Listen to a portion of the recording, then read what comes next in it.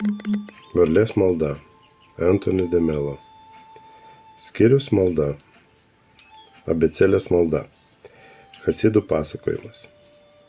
Vieną vėlų vakarą grįždamas iš turgaus neturtingas ūkininkas prisiminė, kad pamiršo savo maldaknygę. Pačiam girios vidury sulūžo jo vežimo ratas ir nusiminė žmogus, kad ši diena taip ir praeis nepasimeldus.